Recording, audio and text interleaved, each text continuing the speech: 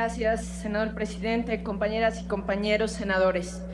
A todos nos consta que el agua juega un papel fundamental en nuestra vida. Por tanto, es un elemento clave para hacer posible nuestra existencia y la de cualquier otro ser vivo. Por lo que uno de los mayores retos a los que nos enfrentamos actualmente en la humanidad es tener acceso oportuno a suficiente agua limpia. No es cualquier cosa decir agua limpia y suficiente. En este sentido, debemos tener en cuenta que en la actualidad resulta necesario revalorizar la condición y naturaleza jurídica del agua, debido a que en tiempos de incertidumbre y de derroche, en lo que es clara la ruptura de la humanidad con el equilibrio ecológico, una de las primeras consecuencias, visibles y palpables por todas y todos nosotros, es la escasez de agua, tanto en la cantidad como en la calidad, que ya ha puesto en riesgo la sobrevivencia misma de la humanidad tal como la conocemos ahora.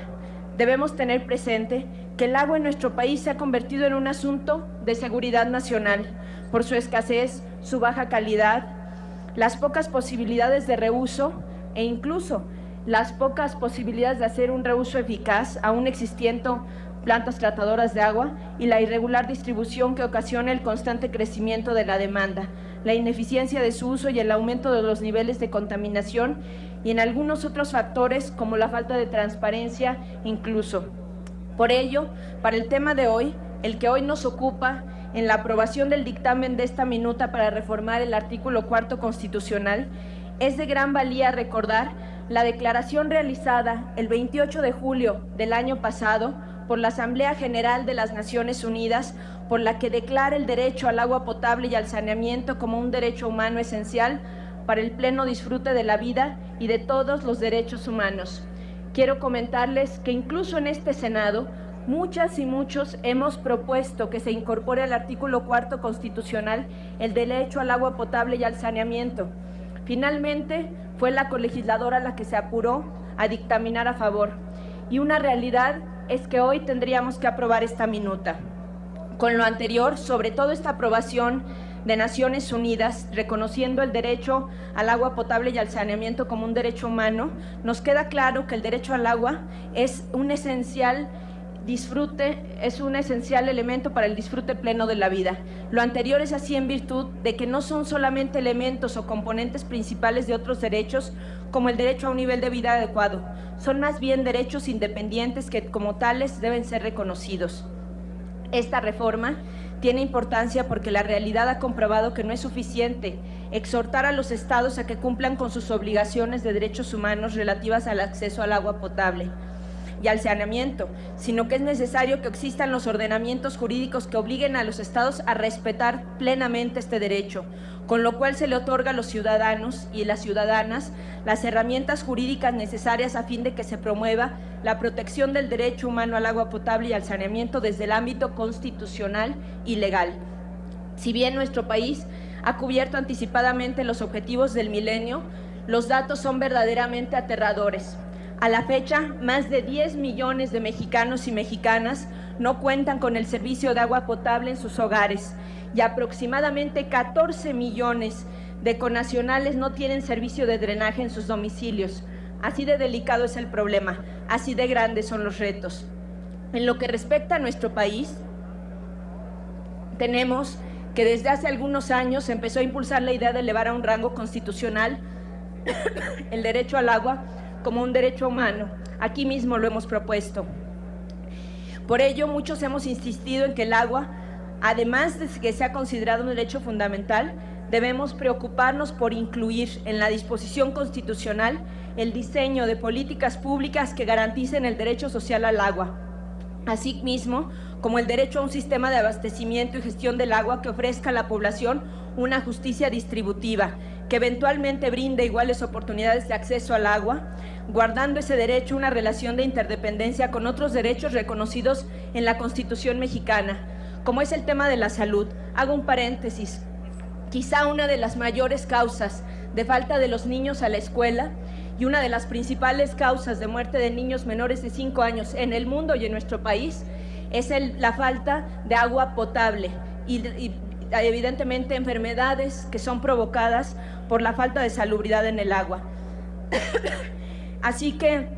es evidente que en estos derechos reconocidos por la Constitución mexicana como la salud, la vivienda y el medio ambiente, en el artículo 4, se es imposible su ejercicio si no se cuenta con una cantidad suficiente de agua disponible. Es decir, el tema del agua es un tema transversal.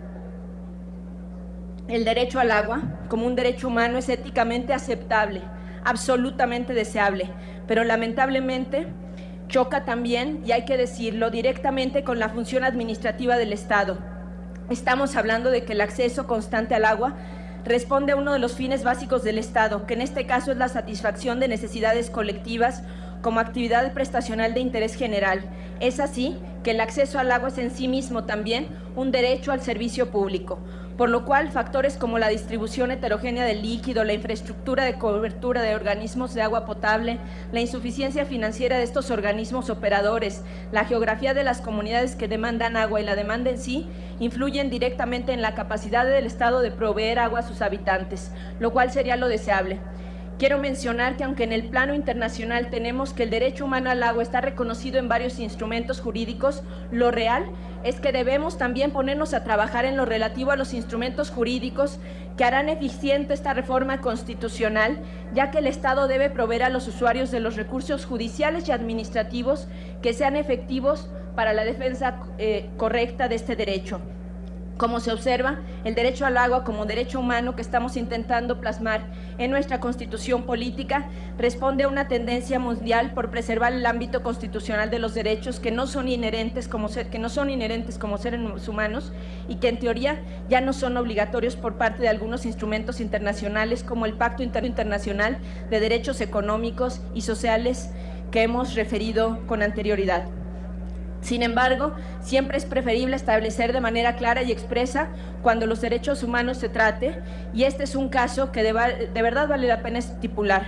aunque derivado de ello habrá que hacer cambios evidentemente importantes, también que nos generen un entramado institucional que permita que ello sea posible y que no terminemos con una respuesta, por supuesto, deseable a la reforma al cuarto constitucional, poniendo el derecho al agua potable y al saneamiento como un derecho humano, como letra muerta. Y menciono que de verdad creo, como presidenta de la Comisión de Recursos Hidráulicos, que nos hemos planteado en esta comisión el reto de plantear reformas a la Ley de Aguas Nacionales, reformas incluso constitucionales que puedan hacer que estos instrumentos jurídicos que hoy aprobemos y que plasmemos en nuestra Carta Magna se vean manifestados en una mejoría real, constante y palpable en la sociedad. Habrá mucho que hacer, incluso en este presupuesto de egresos de nuestros compañeros diputados también, para que en la realidad se canalicen recursos para que este derecho humano al agua no quede simplemente como una letra en la Constitución, sino que se haga cada día más una realidad y se haga visible. Es y será un gran avance la aprobación de esta minuta. En nombre de la Comisión de Recursos Hidráulicos, también como ciudadana, enhorabuena. Es cuanto.